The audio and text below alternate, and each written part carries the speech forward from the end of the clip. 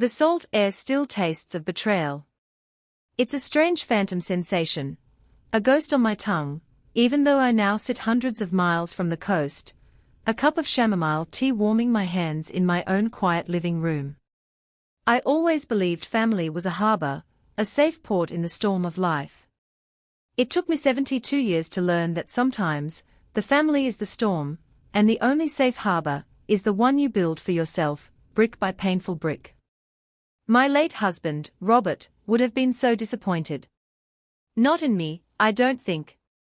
He would have been disappointed in the world that could curdle the love of a son for his mother into something so transactional, so callously utilitarian. Robert and I had built our life on a foundation of mutual respect and quiet, diligent work. He was an engineer, a man who saw the world in terms of structure and integrity, and I was a bookkeeper, a woman who understood that every small number contributed to a final, unassailable sum. We lived in a modest 3-bedroom house in a quiet suburban neighborhood for 45 years. We weren't flashy people. We drove sensible cars until they gave up the ghost, we packed our lunches, and our idea of a lavish vacation was a week in a rented cabin by a lake, a 2-hour drive from home. We didn't do this out of poverty, but out of prudence.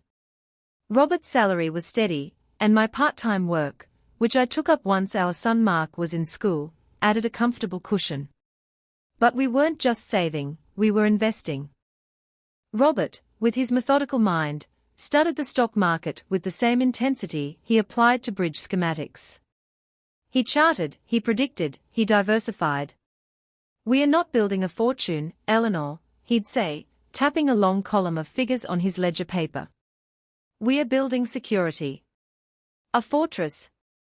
For us, for Mark, I was the keeper of that fortress, managing our household budget down to the last penny, ensuring that the integrity of our financial walls was never compromised. When Mark was born, that fortress gained its prince. All our efforts, all our careful planning, sharpened in focus. It was all for him. We paid for tutors when he struggled with math, for summer camps that promised to enrich his mind, for the best state university we could get him into. We cashed in a significant bond to ensure he graduated without a penny of student debt. It was, we felt, the greatest gift we could give him, a head start, a life unburdened by the financial anxieties that had shadowed our own youths. I remember the day he graduated, his face bright under his mortarboard. He hugged me, the fabric of his gown scratchy against my cheek, and said, "Thanks, Mom. I owe you and Dad everything." At the time, my heart swelled with a fierce, uncomplicated pride. I never imagined that he would take that sentiment not as a statement of love, but as a literal, ongoing invoice he expected me to pay for the rest of my life. The change began, as it so often does, with a woman. Victoria was beautiful, ambitious, and radiated a kind of brittle confidence that I, in my quiet life, found both impressive and vaguely alarming. She came from a family that had money, or at least, had the appearance of money, which I would later learn are two very different things. When Mark announced their engagement, I was happy for him. Robert had been gone for 2 years by then, a sudden heart attack leaving a void in our home that echoed with every tick of the grandfather clock in the hall. The thought of a new branch on our family tree, of future grandchildren, was a balm to my grieving soul. Then came the wedding plans. Victoria had a vision, one that involved a historic hotel ballroom, a 5-course meal, and a dress that cost more than my first car. Mark approached me, his gaze shifting around my familiar, slightly worn living room, as if seeing it for the first time through Victoria's critical eyes. "Mom," he'd started, clearing his throat. "We were looking at the numbers, and it's a lot. Victoria's parents are covering the rehearsal dinner, but the main event, we were hoping you could help out. For us. To start our new life off right," he'd said it so earnestly. I looked at the portrait of Robert on the mantelpiece, his kind eyes smiling at me, and I thought of what he would have wanted. He would have wanted his son to be happy. So I wrote the check. It was for $50,000. It was a staggering sum, one that made my hand tremble as I signed my name. It represented years of careful saving, of foregoing small luxuries, of Robert's patient investing. But as I handed it to my son, and saw the relief wash over his face, I told myself it was worth it. It was for family. It was an investment in happiness. I just didn't realize, then, that I was purchasing a ticket to my own obsolescence. The wedding was a beautiful, impersonal affair. I felt more like a distant guest than the mother of the groom, seated at a table with relatives I hadn't seen in a decade. Victoria, in her magnificent dress, floated from table to table, a queen in her court. She gave me a brief, cool hug, her perfume overwhelming. "Thank you for this, Eleanor," she'd murmured, her eyes already scanning the room for a more important guest. It's everything I ever dreamed of that night. I drove back to my empty house, the silence pressing in on me. I sat in Robert's armchair, the leather worn smooth from the countless evenings he'd spent there reading, and I felt the first, faint tremor of a coming earthquake. I had helped build my son a new life, and in it, there was a space for me, yes, but it was a small one, far from the center, a seat at a table in the corner. The fortress Robert and I had built was meant to protect our family. I was beginning to fear it had simply become its bank. After the wedding, the requests, which I now recognize as demands, became a regular feature of my life. They were always presented as unfortunate necessities, as temporary hurdles on Mark and Victoria's path to the glittering success they so clearly deserved. 2 years after they were married, they decided it was time to buy an apartment in the city. The rental they were in was cramped and had no light, according to Victoria, who spoke of it as if she were describing a Victorian workhouse. They found the perfect place, a 2-bedroom condo in a new, glass and steel building with a concierge and a rooftop pool. The only problem, Mark explained to me over a strained Sunday lunch, was the down payment. "The banks are so tight right now, Mom," he said, pushing his food around his plate. "We've saved a bit, but with our cost of living, it's just out of reach. We'll lose it if we can't come up with another $75,000 in the next month." Victoria sat opposite him, her expression a careful mask of hopeful anxiety. "It would be such a wonderful investment, Eleanor," she chimed in. "Real estate in this part of the city is just soaring. And it would be a stable home, for when we have children." The mention of grandchildren was a well-aimed dart, and it hit its mark. The thought of a little one, a continuation of Robert's line, a new focus for my love, was my greatest weakness. I imagined holding a baby in that bright, airy apartment, the city skyline twinkling outside. It was a potent image. Again, I thought of Robert. Security. A fortress. What was the point of it if not to provide for the next generation? I met with my financial advisor, a cautious man named Mr. Henderson, who had worked with Robert for years. He looked over my portfolio, his brow furrowed. "Eleanor, this is a significant withdrawal," he'd warned gently. "It will impact your own long-term liquidity. Robert's plan was for this to sustain you comfortably for the next 30 years or more." I remember my reply, the foolish, heartfelt words tumbling out of me. "But what is comfort if my family isn't secure? Mark is my only son. This is for his family." Mr. Henderson had sighed, a small, professional sound of resignation. He couldn't argue with a mother's heart, however misguided. I transferred the money. They got the apartment. I received a lavish bouquet of lilies a week later with a card, "You made our dream come true. Love, M and V." I put the flowers in a vase on the dining table where they slowly wilted, their cloying scent filling the house. The phone calls I had hoped for, the invitations to come and see the new place, were slow to materialize. When I finally did visit, the apartment was filled with sleek, minimalist furniture I was afraid to sit on. Victoria gave me a tour, pointing out the Italian marble in the bathroom and the German appliances in the kitchen. My gaze fell on a small, framed photo on a side table. It was of Mark and Victoria on a ski trip to Aspen. There were no photos of me. Or of Robert. A year later, my granddaughter, Lily, was born. And for a while, everything seemed to change. Holding her in my arms, I felt that old, fierce love return, pure and uncomplicated. She was perfect. She had Robert's serious eyes and my fine, blonde hair. For Lily, I would have done anything. And Mark and Victoria knew it. Lily became the justification for everything. When she was 3, they needed a new, safer car. The Volvo has the highest safety rating, Mom, Mark explained. I can't put a price on my daughter's life, I co-signed the loan. When she was 5, she had to be enrolled in the right preschool, a place with a 2-year waiting list and a tuition that rivaled a university's. This will set the foundation for her entire education, Eleanor, Victoria insisted, her voice resonating with a passion she rarely showed for anything that didn't involve social climbing.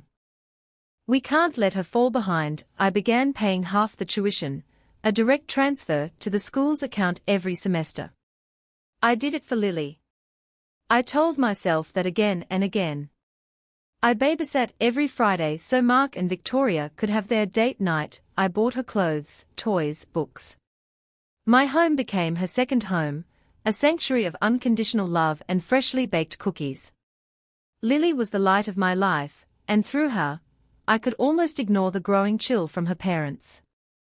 They would drop her off with a hurried "Thanks, Mom," and pick her up with a distracted "How was she?" their faces already illuminated by the glow of their phones. I was no longer a mother, or even a grandmother. I was a utility. I was childcare. I was a bank. My best friend, Margaret, a sharp-witted widow who had no children of her own and therefore no illusions, saw it all with painful clarity. "You're a doormat, Eleanor," she told me bluntly over one of our weekly coffee dates. A beautiful, Persian rug doormat, but a doormat nonetheless. "When are you going to stand up for yourself?" "They are my family, Margaret," I'd say, the same tired defense. "It's what we do for family, no," she'd counter, stirring her black coffee with a fierce clatter. "That's what they let you do. There's a difference. Robert didn't build that nest egg so Victoria could have Italian marble countertops. He built it for you. For your life. Are you living it?" Her words always stung, because they were true. I would drive home to my quiet, paid-for house, a house that was now starting to feel less like a home and more like a mausoleum, and I would feel a deep, unsettling loneliness. The fortress was still standing, but I was the only one left inside, rattling around in the empty rooms, sending out provisions to an army that never looked back. The idea for the villa began as a seed of pure selfishness, and I clung to it for that very reason. It was the first decision I had made in a long time that was entirely for me. The old house, the one Robert and I had shared, had become an anchor weighing me down. Every room held a memory, every creak of the floorboards was a footstep that was no longer there. It was too big, too empty, and the maintenance was becoming a chore. One evening, while aimlessly browsing real estate websites, a habit I'd developed, a form of digital window shopping, I saw it. A beachfront villa, 3 hours down the coast. It wasn't a mansion, not by any means, but it was beautiful. It was white stucco with a terracotta roof, with large arched windows that looked out directly onto the sand and the endless, soothing expanse of the ocean. It had a wide, stone-paved veranda, perfect for a rocking chair and a morning cup of tea. It had 3 bedrooms, a master suite on the ground floor with French doors that opened onto the veranda, and 2 smaller guest rooms upstairs. The listing called it a retiree's paradise, the phrase stuck in my mind. A paradise. My own paradise. The thought was electrifying. I could sell the old house, which was now worth a considerable amount, far more than Robert and I had ever paid for it. The proceeds would be more than enough to buy the villa outright, with a substantial sum left over to reinvest for my own security, to replenish the coffers I had so willingly depleted for Mark and Victoria. This wouldn't be about them. This would be my home. A place of sun and salt air and peace. Of course, it would also be a place for family. I imagined Lily, her face alight with joy, running on the beach. I imagined holiday dinners on the veranda, the sound of the waves a constant, calming presence. It would be a place for them to visit, to gather, but it would be on my terms, under my roof. The decision solidified in my heart before it even made sense on paper. I called my real estate agent the next day. I felt a surge of energy I hadn't felt in years. I was not just a widow, a mother, a grandmother, a bank. I was Eleanor Vance, and I was buying a house by the sea. I didn't tell Mark and Victoria at first. I wanted it to be my secret, my project. I drove down the coast 3 times. The first time, just to look at it from the outside. The second, for a formal viewing with the agent. The third time, I walked through it alone after my offer had been accepted, the keys feeling heavy and real in my hand. I stood in the master suite, a large, airy room with a vaulted ceiling and that incredible, wall-to-wall view of the ocean. I could already picture my bed there, my favorite armchair in the corner, the photos of Robert and Lily on the nightstand. This room, I thought, would be my sanctuary within a sanctuary. The sale of my old house went through smoothly. Saying goodbye to it was bittersweet, but as the moving truck pulled away, I felt a profound sense of release. I was moving toward something, not just away from something. I finally called Mark to tell him the news. "Mom? You bought a beach house," he exclaimed, his voice a mixture of surprise and something else, an acquisitive gleam I could practically hear through the phone. "That's incredible. When can we see it?" "I'm moving in next weekend," I told him. "I thought maybe you, Victoria, and Lily could come down for the first weekend. A little housewarming. We could make it Lily's first swim of the summer, they'd love that. Victoria will be thrilled. She loves the coast," he said. "Hey, send me the link to the listing, will you? I'd love to see pictures." I did, without a second thought. A few hours later, Victoria called, her voice effervescent. "Eleanor. The villa is divine. Absolutely divine. Mark showed me the photos. That view is to die for. We are so excited. You know, my college roommate has a place just down the coast. We could have them over for cocktails. This is going to be so much fun. We'll be there Saturday morning. Don't worry about a thing, we'll bring groceries." Her enthusiasm felt proprietary. She spoke of entertaining her friends before she had even set foot in my home. A small, familiar flicker of unease went through me, the same feeling I'd had when she'd talked about the wedding. But I brushed it aside. This time was different. The house was mine. The deed had my name, and my name alone, on it. The power, for the first time in a long time, was unequivocally in my hands. I told myself that over and over again, a mantra against the encroaching doubt. This was my paradise. And no one could take that away from me. The week leading up to the move was a blow of boxes, bubble wrap, and a quiet, simmering excitement. I didn't hire a full-service moving company. I did much of the packing myself, a methodical process of sorting through a lifetime of accumulated possessions. Each object told a story. Robert's old engineering textbooks, the faint scent of pipe tobacco still clinging to their pages. Lily's first finger paintings, taped carefully inside a scrapbook. A box of my mother's china, which I wrapped piece by piece. Amongst all these treasures, I packed a special box for the villa. In it, I placed a new set of crisp, white linen sheets for the master bed, a small collection of my favorite novels, and a photo of Robert and me on our 25th anniversary, his arm wrapped securely around my shoulders. I also packed a gift I had made, a quilt. It was a simple 9-patch pattern, made from scraps of fabric I had saved over the years. There were pieces from Lily's baby dresses, a swatch from Robert's favorite flannel shirt, and even a bit of silk from my own wedding dress. Each square was a memory, stitched together with love and care. I imagined it draped over the end of the guest bed upstairs, a splash of warmth and history in a new place. It was my way of bringing our family's story into my new home. I hired a truck for the heavy furniture and drove my own car down the coast on Friday morning, the day before Mark and his family were due to arrive. The drive was beautiful, the highway slowly giving way to winding coastal roads. The air changed, growing thick and salty. When I finally pulled into the gravel driveway of the villa, a profound sense of peace washed over me. This was real. This was mine. I spent the rest of the day in a state of happy exhaustion, directing the movers, unpacking the kitchen essentials, and making up the bed in the master suite with my new linens. As the sun began to set, casting a golden glow across the water, I sat on my veranda in a plastic lawn chair, the only chair I'd unpacked, and ate a sandwich, feeling more content than I had in years.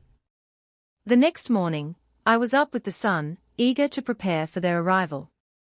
I planned to drive into the small local town to buy fresh bread and fruit.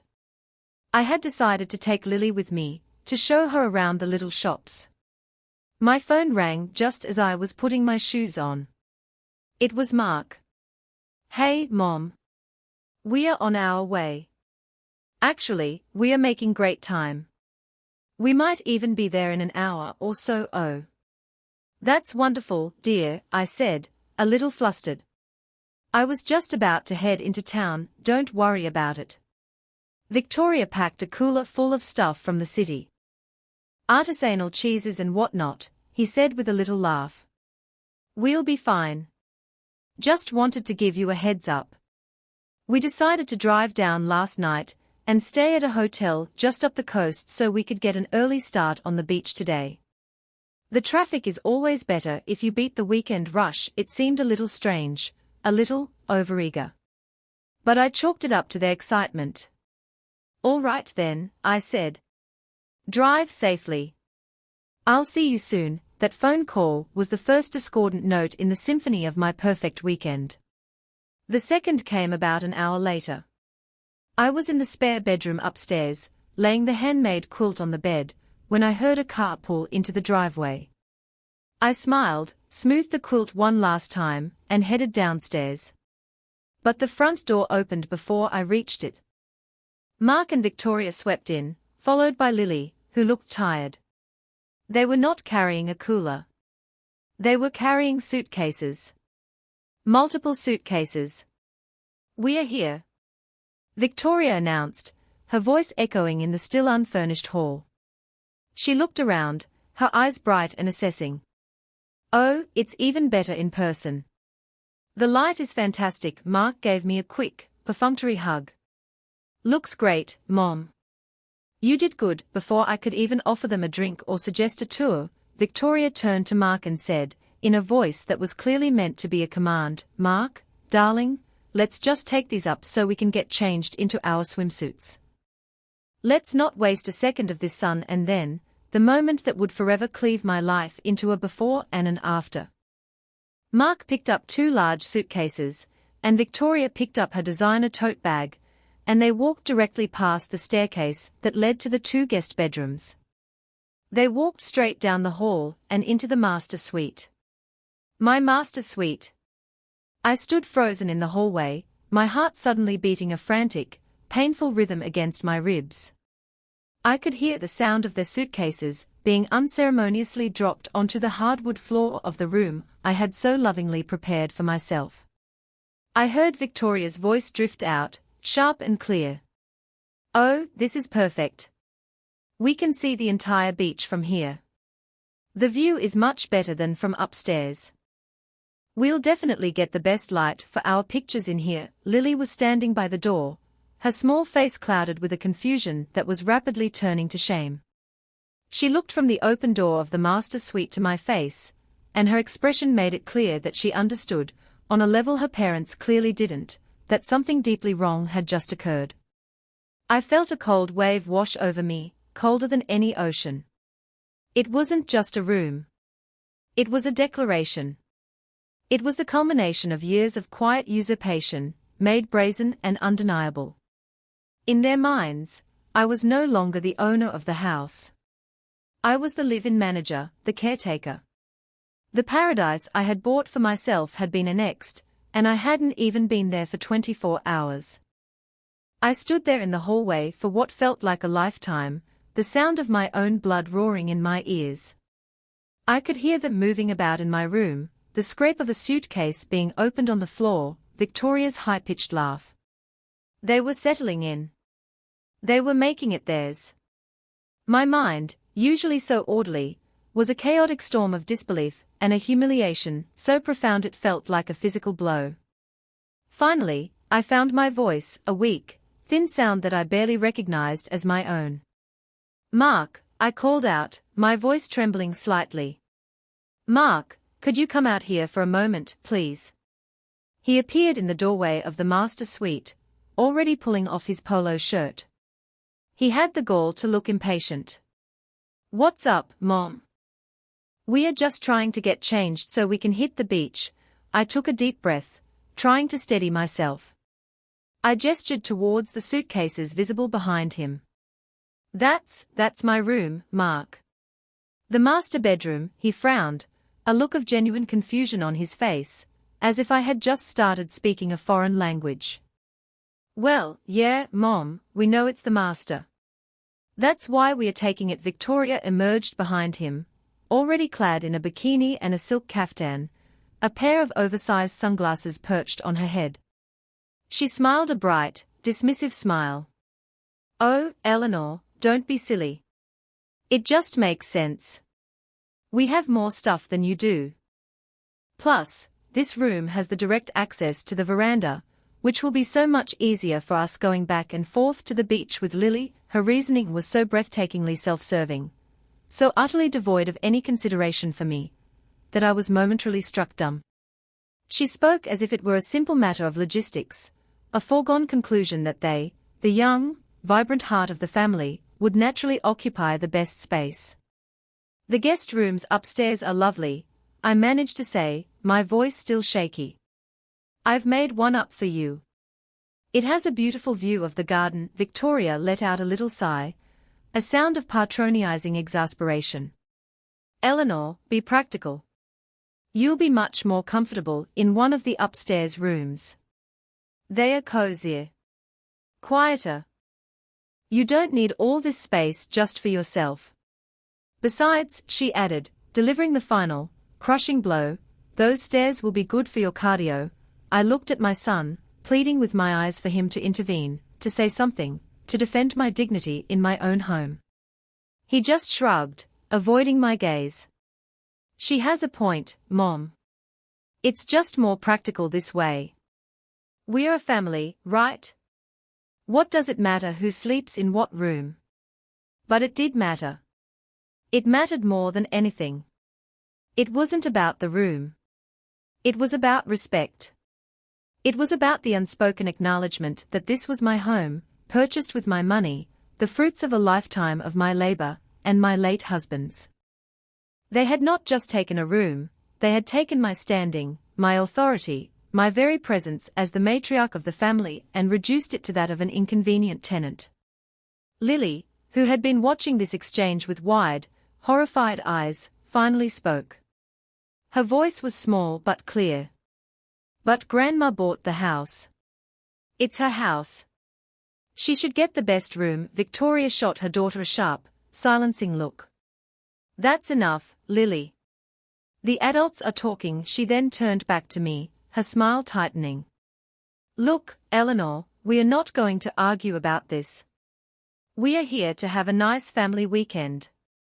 Let's not spoil it over something so trivial. The systematic erosion of my worth over the past decade, culminating in this final, brazen act of disrespect, was trivial." At that moment, something inside me shifted.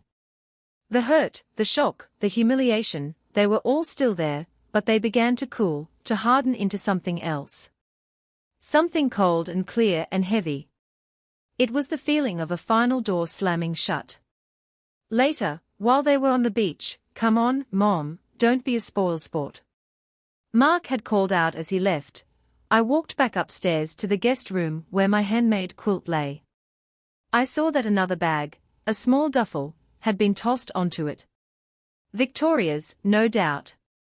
She hadn't even bothered to move the quilt aside. It was just a thing in her way.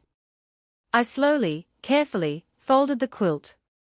Each fold was a deliberate act of reclaiming a piece of myself. The scrap from Robert's shirt felt warm in my hands.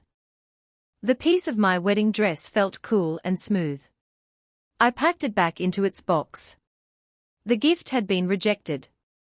The sentiment had been trampled. I walked back downstairs and saw my own small overnight bag, which I had left in the master suite, sitting forlornly in the hallway where one of them had obviously moved it.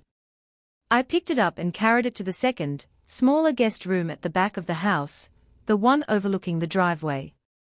It was a perfectly nice room, but it was not the one I had chosen. It was not the one I had dreamed of.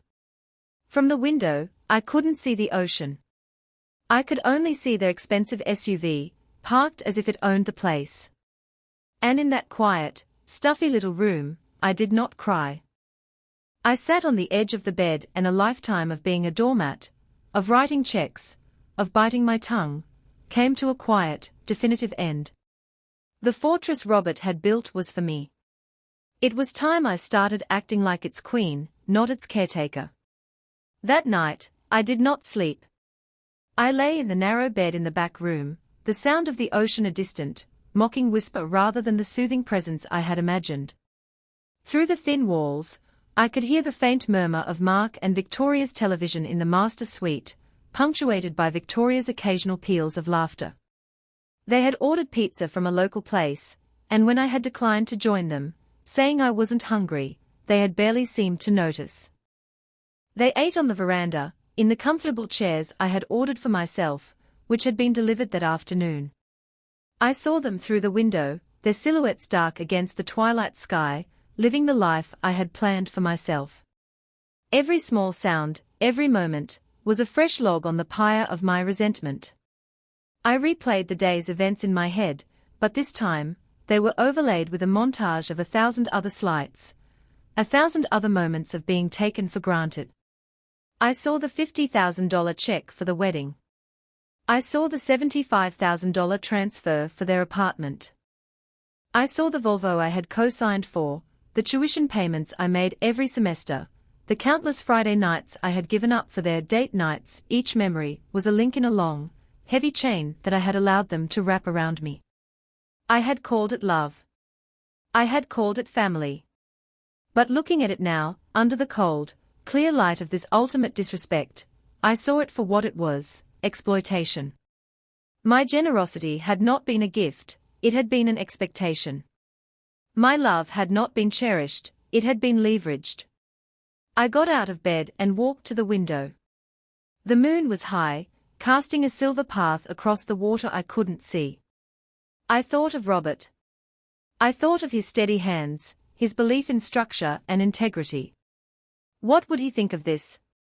He would be furious. Not with a loud, blustering anger, but with a cold, precise rage.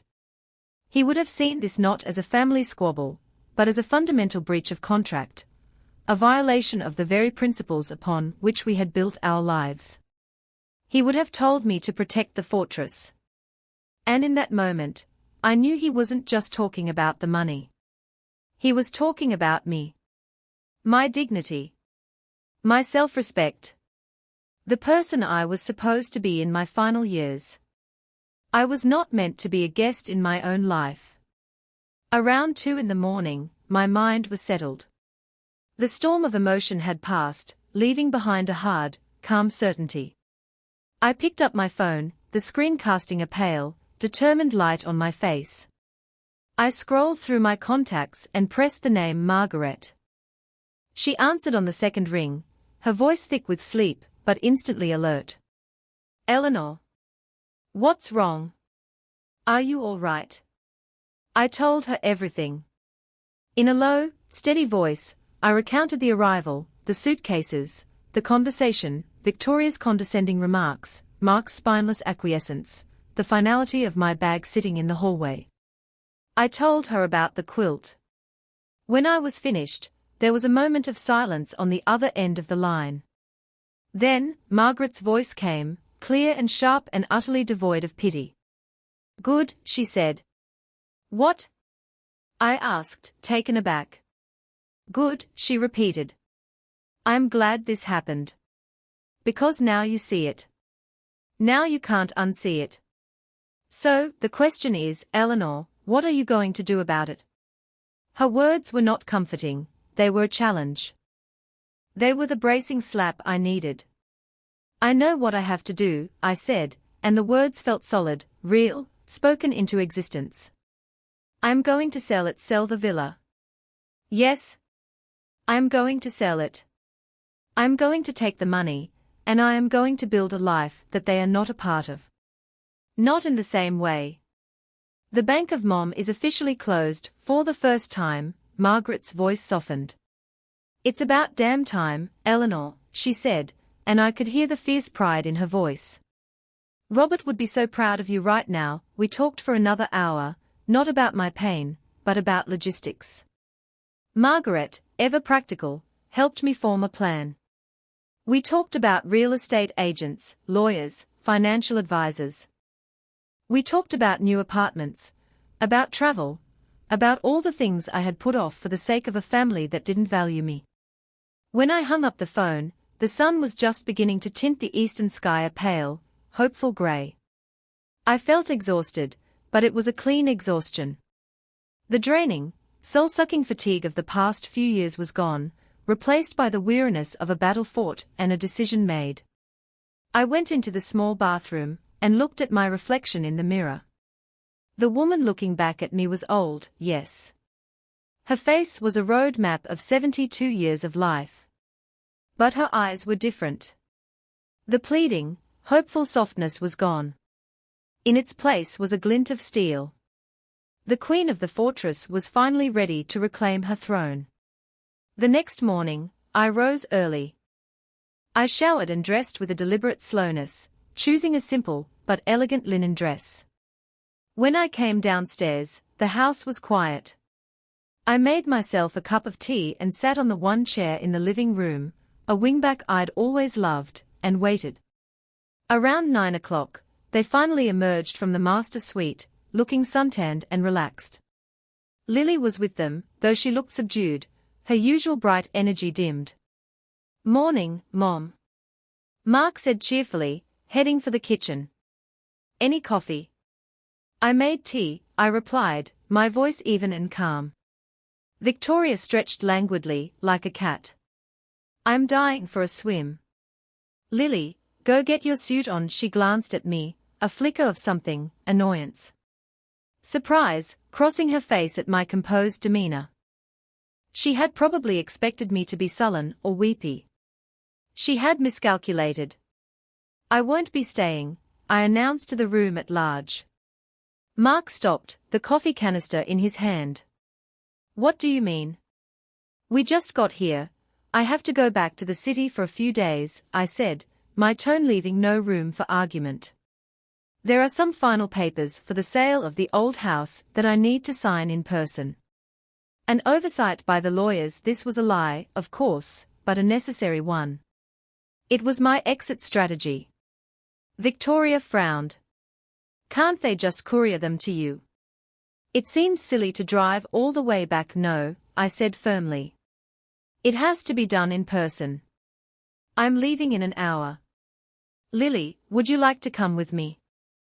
We could have a grandma and granddaughter day in the city tomorrow." Lily's face lit up with genuine delight, a stark contrast to the strained expressions on her parents' faces. "Can I, Mom? Please?"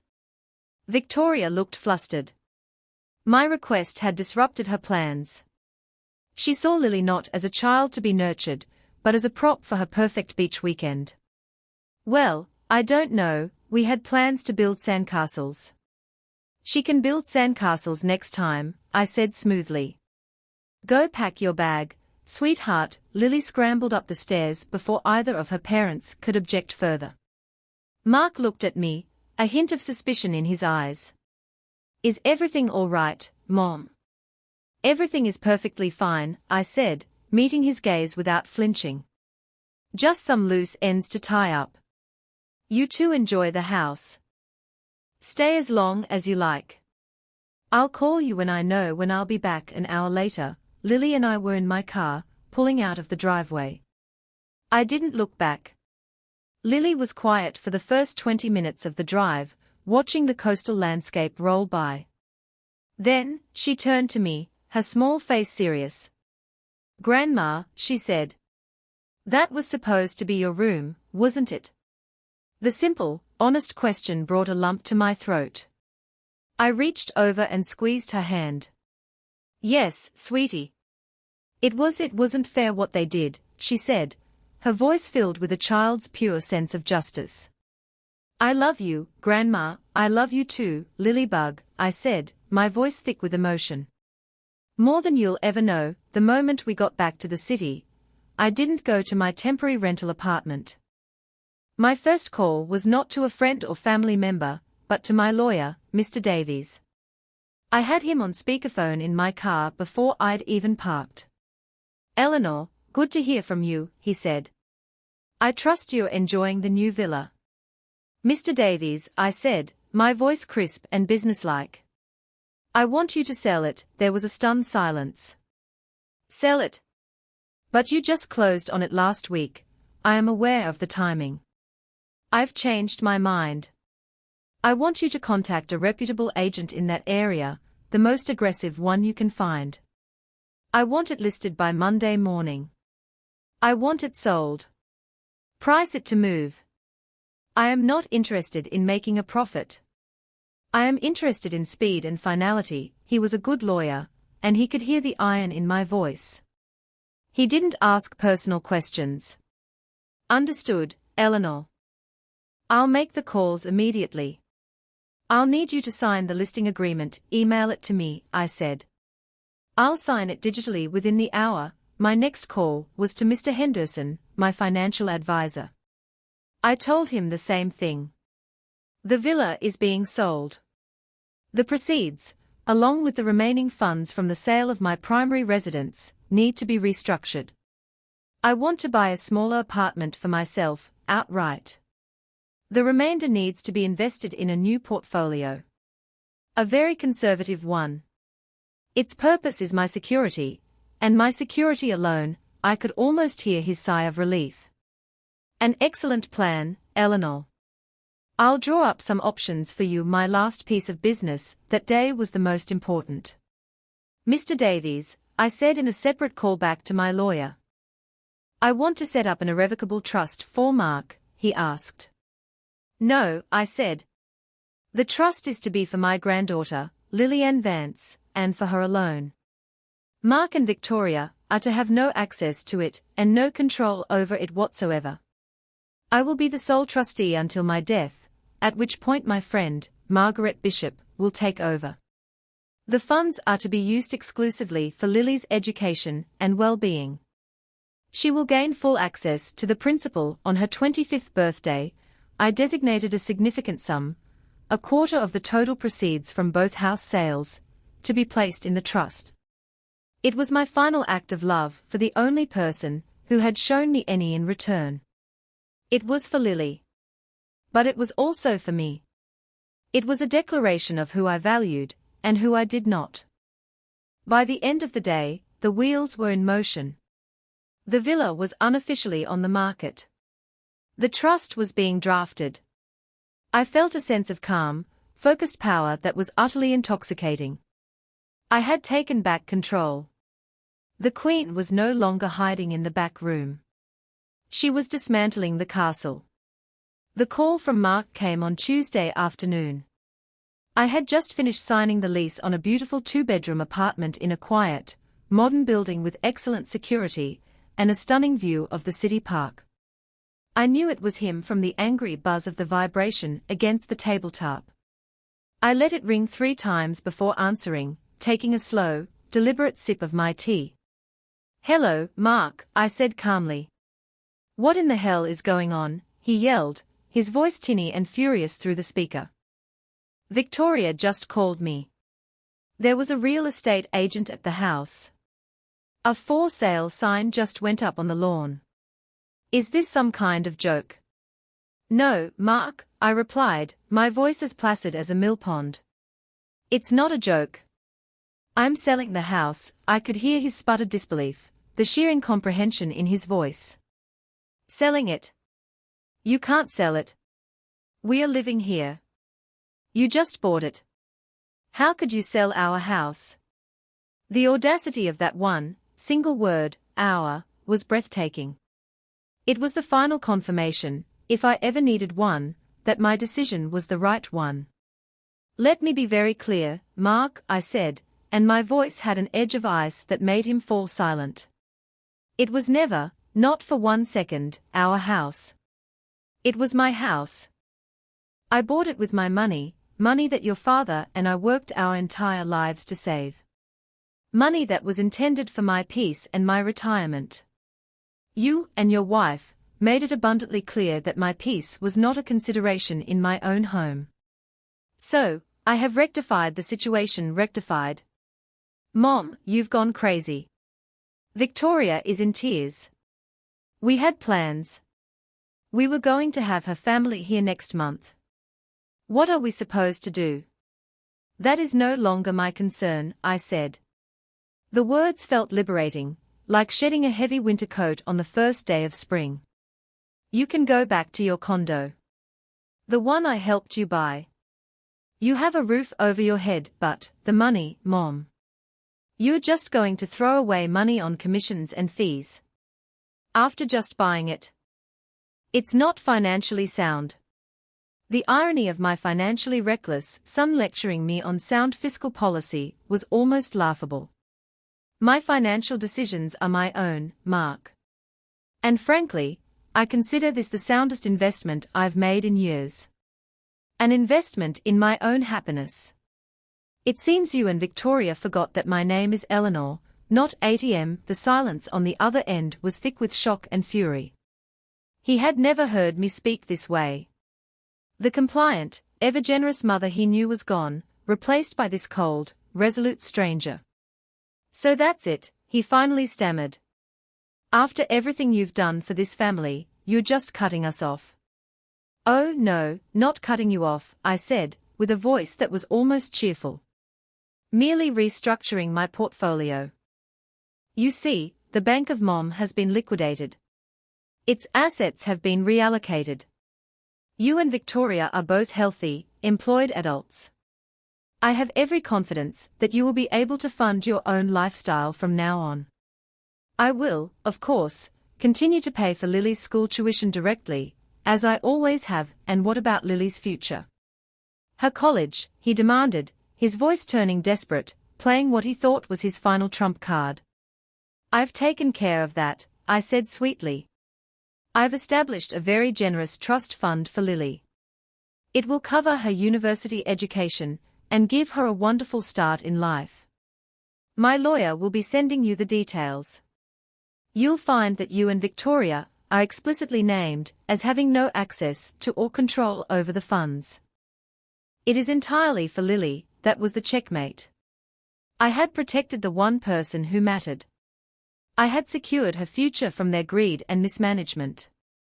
The rest of the conversation was a blow of his angry, impotent threats and accusations, which I listened to with a detached sense of pity. He sounded like a spoiled child whose favorite toy had just been taken away. When he finally ran out of steam, I said, I have to go now, Mark. I'm expecting a call from my interior designer. Goodbye, and I hung up.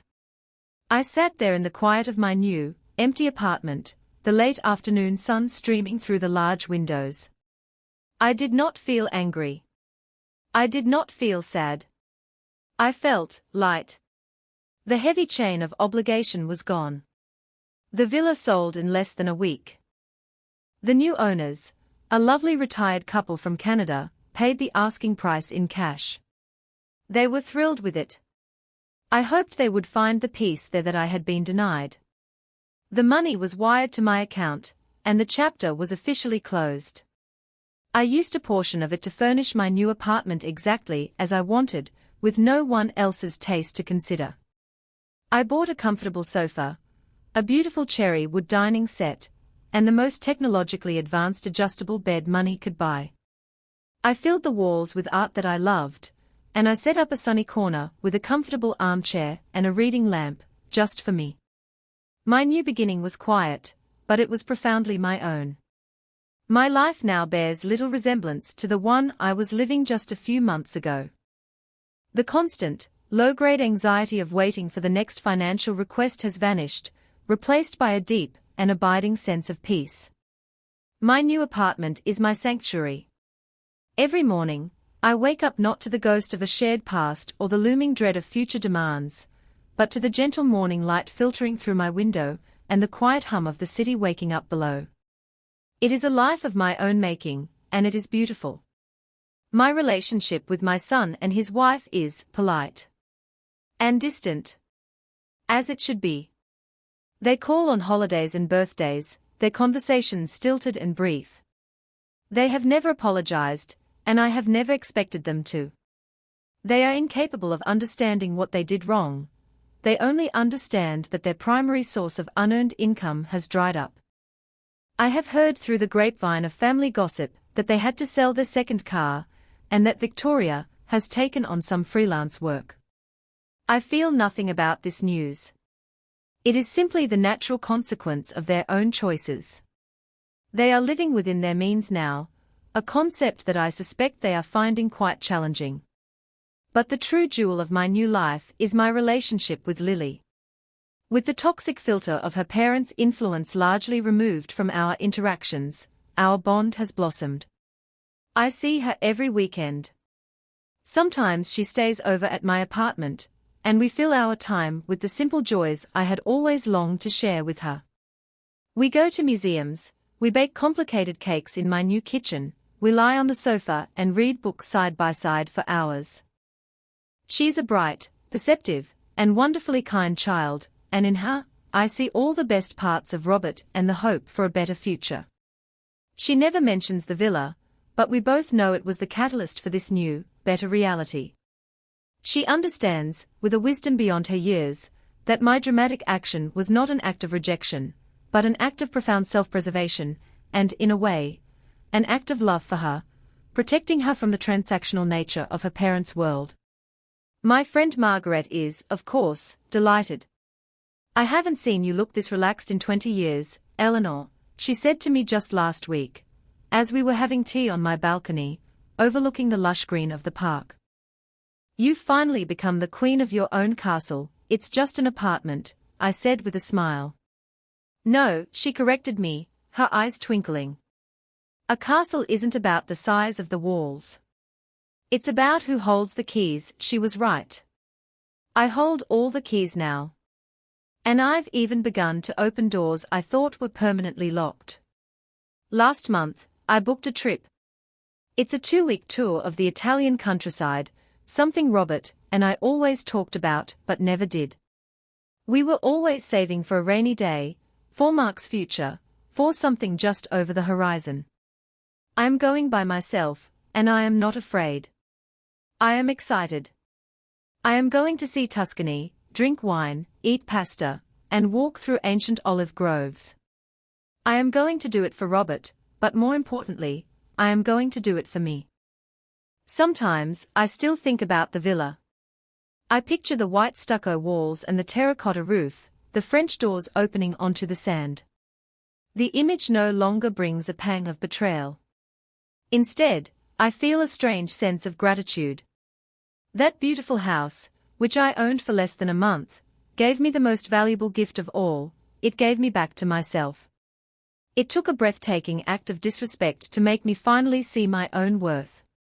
It took losing a paradise to make me realize that the only true sanctuary is the one you build inside yourself, a fortress of dignity and self-respect that no one can ever breach. The salt air no longer tastes of betrayal. Now, when I think of the ocean, I just think of its vastness, its power, and its beautiful, endless, cleansing horizon. It tastes of freedom,